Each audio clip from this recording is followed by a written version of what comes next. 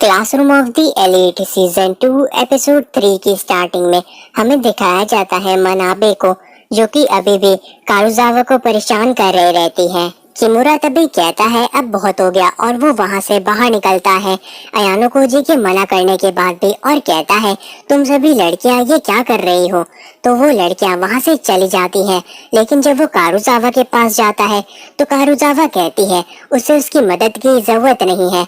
Kimura कहता है उसे बस उसकी चिंता हो रही थी, लेकिन कारुजावा उसकी बात को बिना सुने वहाँ से चली जाती है। ये सारी चीजें देख करके अयानो कोजी सोचता है शायद वो कारुजावा का इस्तेमाल कर सकता है। फिर हमें दिखाया जाता है डिस्कशन का 4th डे आ जाता है और वहाँ पे उसे एक मैसेज आता है जिसके अंदर वीनस ग्रुप का ये एग्जाम खत्म हो जाता है। और इसे देखने के बाद अयानो कोजी सोचता है शायद किसी ने वीआईपी का पता लगा लिया। रोहिन ने कहा था कि वो वीआईपी को ढूंढ सकता है, यानी कि अब वक्त आ गया है जब अयानो कोजी को अपनी टीम के अंदर दूसरे लोगों को इंक्लूड करना होगा। फिर हमें कारुजावा को दिखाया जाता है जिसे हिराता ने बुलाया था मैसेज करके शिप के बेसमेंट में, लेकिन तभी वहाँ पे मानाबे और बाकी की लड़कियां आ जाती हैं और वो आने के साथ ही कारुजावा को रिकॉर्ड करने लगती हैं। और वो सभी वापस से कारुजावा को परेशान करते हुए कहती हैं तुम्हें बचपन में बुली किया जाता था ना। ये बात सुन के कारुजावा का ज्यादा ही घबरा जाती है। मानाबे फिर आगे की ओर बढ़ती है और सभी लड़कियां कहने लगती हैं कारुजावा से कि वो दया के लिए भीख मांगे। फिर मानाबे उसे एक जोरदार थप्पड़ मार देती है, जिसके बाद वो सभी लड़कियां रिका को आगे भेजती हैं और कहती हैं कारुजावा को मारने के लिए। रिका पहले धीमे से मारती है कारुजावा को, लेकिन अचानक से उसकी पूरी पर्सनालिटी बदल जाती है और वो बहुत जोर जोर से लगातार मारने लगती है कारुजावा को। ये सारी चीजें देख करके अयानो कोजी सोचने लगता है हालात बदलने के साथ ही लोगों के अंदर की बुराई बाहर आ जाती है। फिर वो सोचता है उसी ने मैसेज किया था मानाबे को ये सारी चीजें कारुजावा के साथ करने के लिए, और मानाबे काफी अच्छा कर रही है। जितनी जल्दी कारुजावा की हिम्मत टूटेगी उतना ही अच्छा रहेगा अयानो कोजी के लिए। कारुजावा फिर उन सभी लड़कियों से आखिर में जाके माफी मांगी लेती है और वो लड़कियां वहां से चली जाती हैं। उसके बाद अयानो कोजी कारुजावा के पास चला जाता है और कहता है तुम्हें बचपन में बुली किया जाता था ना, और तुम्हें अभी भी बुली किया जा रहा है। और अयानो कोजी को उसे लेकर के सारी बातें पता है। अगर वो हिराता को बुलाती है तो वो यहाँ पे नहीं आने वाला है। ये सारी बातें सुन करके कारुजावा उसे थप्पड़ मारने की कोशिश करती है, लेकिन अयानो कोजी उसके हाथ को पकड़ लेता है और कहता है तुम एक पैरासाइट के जैसी हो जो कि दूसरों की मदद चाहती है खुद को बुली होने से बचाने के लिए। तभी कारुजावा कहती है कि अयानो कोजी उसे बुली नहीं कर सकता। उसे पता भी है कि बुली होने वाले लोगों का क्या होता है, वो रेजिस्ट करना बंद कर देते हैं। ना ही वो रोते हैं, ना ही चिल्लाते और ना ही वापस से लड़ते हैं। ये सारी बातें सुन करके अयानो कोजी कहता है क्या कोई चीज है जो तुम्हें चोट पहुंचा रही है, कोई बहुत ही बड़ी सी चीज जिसे तुमने छुपा रखा है। उसके बाद वो देखता है कि उसके ऊपर चोट का एक निशान है और यही वो चीज है जो कि कारुजावा को कमजोर बना रही है। फिर अयानो कोजी कहता है कारुजावा इसी तरह की काफी सारी बुराइयां इस दुनिया के अंदर है, तुमने उनमें से एक को महसूस खुद करके देखा है। कुछ लोग उन बुराइयों की वजह से कमजोर हो जाते हैं और कुछ उन्हीं का फायदा उठा के ताकतवर। ये सारी बातें सुन के कारुजावा कहती है आखिर वो कहना क्या चाहता है।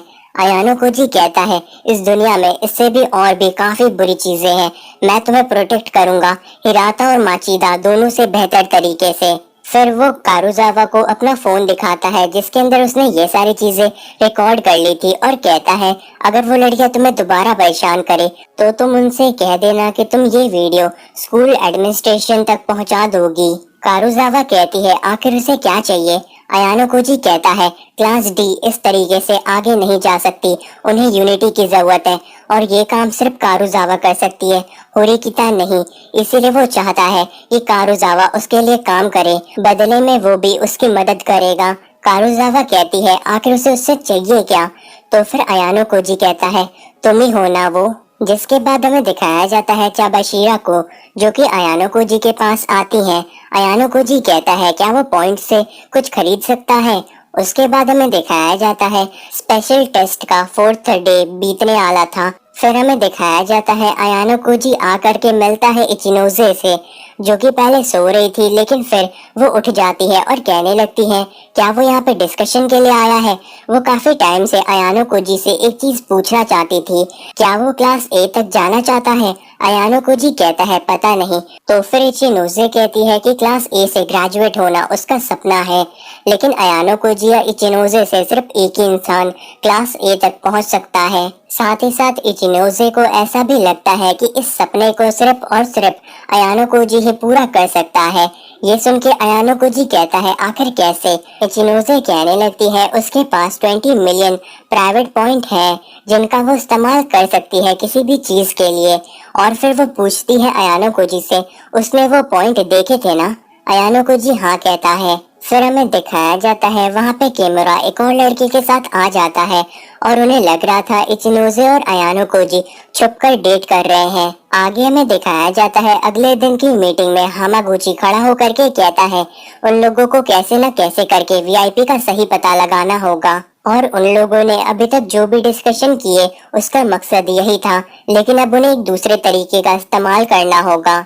किसी को समझ में नहीं आ रहा रहता कि वो किस बारे में बात कर रहा है।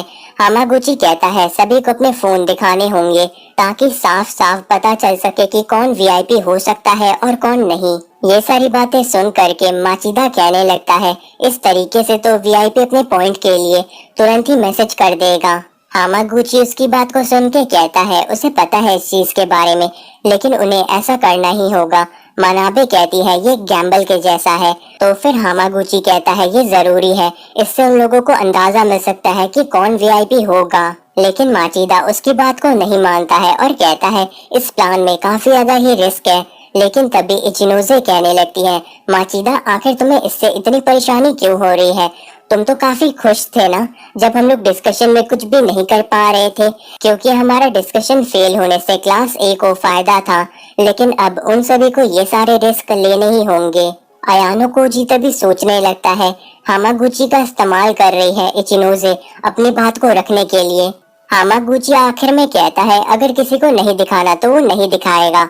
फिर वो अपना फोन सभी को दिखाता है और वो वीआईपी नहीं रहता। और फिर अयानो कोजी भी अपना फोन दिखा देता है। सभी काफी हैरान रहते हैं क्योंकि वो वीआईपी नहीं था। फिर इबुकी भी अपना फोन दिखाती है। बाकी लड़कियां कहने लगती है आखिर वो ऐसा क्यों कर रही है। इबुकी कहती है वो नहीं चाहती कि सारा फायदा सिर्फ वीआईपी को हो, कहीं ऐसा तो नहीं कि मानाबे ही वीआईपी है।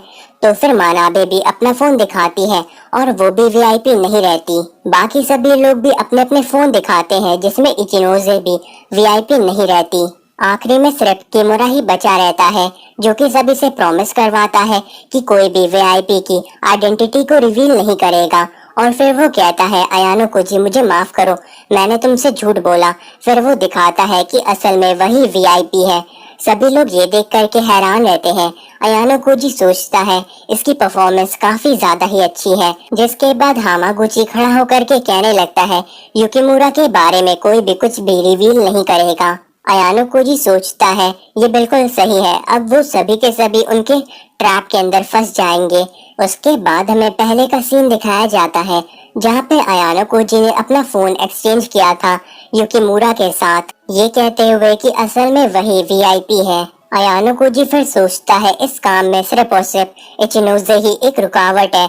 तभी अचानक से उसी फोन के ऊपर इचिनोजे की कॉल आती है। इचिनोजे फिर कहती है ये फोन तो तुम्हारा है ना अयानो कोजी, क्योंकि मैंने तुम्हारे फोन पे ही कॉल किया था। ये सुन के युकिमुरा और अयानो कोजी दोनों ही हैरान रहते हैं। और फिर इचिनोजे कहती है अयानो कोजी इसका मतलब है कि तुम असली वीआईपी हो। सारे ग्रुप के लोग ये सुन करके हैरान हो जाते हैं और फिर सभी उन्हें चीटर कहने लगते हैं। और वहाँ से माचिदा जाते हुए कहता है क्लास डी ने सभी के भरोसे को तोड़ दिया है। युकिमुरा इन सभी चीजों से काफी ज्यादा उदास हो जाता है क्योंकि ये सबसे ज्यादा बुरी चीज थी। लेकिन तभी अयानो कोजी देखता है कारुजावा की ओर और कारुजावा कहती है वो जैसा चाहता था सारी चीजें बिल्कुल वैसी ही गई। फिर हमें पता चलता है कि असल में अयानो कोजी ने कारुजावा से कहा था असल में तुम ही वीआईपी हो ना। कारुजावा कहती है आखिर उसे कैसे पता। तो फिर अयानो कोजी कहता है उसे हिराता ने बताया था। आगे अयानो कोजी कहता है इसका इस्तेमाल करके वो डबल ट्रैप बना सकता है। पहले वो अपना फोन एक्सचेंज करेगा कारुजावा के साथ और फिर युकीमुरा को अपना फोन दे करके कहेगा कि असल में वो वीआईपी था। युकीमुरा को लगेगा कि अयानो कोजी वीआईपी है, लेकिन वो खुद वीआईपी बनने की एक्टिंग करेगा। कारुजावा कहती है कोई ना कोई इसके बारे में पता लगा ही लेगा। अयानो कोजी कहता है हाँ, अगर हमें कोई कॉल करता है तो उससे पता चल जाएगा, इसीलिए हमें सिम कार्ड को बदलना होगा। ये सुनकर के कारुजावा कहती है वो लोग सिम कार्ड को नहीं बदल सकते क्योंकि फोन लॉक है। अयानो कोजी कहता है वो चाबाशिरा से इसे खोलने का मेथड खरीद लेगा। और फिर हमें दिखाया जाता है कारुजावा और अयानो कोजी साथ में बैठे रहते हैं। कारुजावा को बुरा लग रहा रहता है क्योंकि अभी तक युकीमुरा को सच्चाई नहीं पता। इचिनोजे फिर वहां पे आके कहती है उन लोगों का झूठ अब सामने आ गया है और अब जो भी जवाब देगा उसके जवाब के ऊपर बाकी के सभी लोग विश्वास कर लेंगे। तो आखिर उसने उनके फोन के ऊपर कॉल क्यों किया, क्योंकि उसे तो उनका प्लान अच्छी तरीके से पता चल गया था। इचिनोजे कहती है अगर वो नहीं कहती तो क्लास ए या क्लास सी से कोई ना कोई उनके ऊपर सवाल तो उठाता ही, इसीलिए उसने सोचा कि वो खुद ही क्लास बी की तरफ से इस मौके का फायदा उठा के सभी का भरोसा जीत ले। जिसके बाद वो अयानो कोजी से पूछती है क्या ये प्लान होरिकिता का था, तो अयानो कोजी हाँ कह देता है। और फिर हमें दिखाया जाता है क्लास डी के सभी लोग कैफेटेरिया में बैठे रहते हैं। तभी उन्हें एक मैसेज आता है कि उनका एग्जाम खत्म हो गया और सभी ग्रुप के लोगों ने मैसेज कर दिया है, जिसमें क्लास ए को 200 क्लास पॉइंट का नुकसान हुआ था क्योंकि उनके सारे वीआईपी के गेसेस गलत थे, और क्लास सी को 150 क्लास पॉइंट मिले थे क्योंकि उन लोगों ने सारे वीआईपी की आइडेंटिटी का पता लगा लिया। क्लास डी को 50 पॉइंट मिले रहते हैं क्योंकि उन्होंने एक का पता लगाया था और क्लास बी को कुछ भी नहीं मिलता। ये चीज देख करके होरिकिता काफी हैरान रहती है क्योंकि क्लास सी जीत गई थी। तभी रोइन वहां पे आके कहता है उसने कहा था ना कि उसे वीआईपी के बारे में पता है। होरिकिता कहती है क्लास डी के ग्रुप के अंदर कोई भी ट्रेटर नहीं था। ये सुनकर के रोइन कहता है तुम लोगों की वीआईपी कुशीड़ा थी ना। आगे वो कहने लगता है होरिकिता से तैयार रहने के लिए क्योंकि उसका अगला निशाना वही होने वाली है। अयानो कोजी ये सारी बातें सुन करके सोचने लगता है जल्दी ही क्लास डी के लिए मुश्किलें बढ़ने वाली हैं।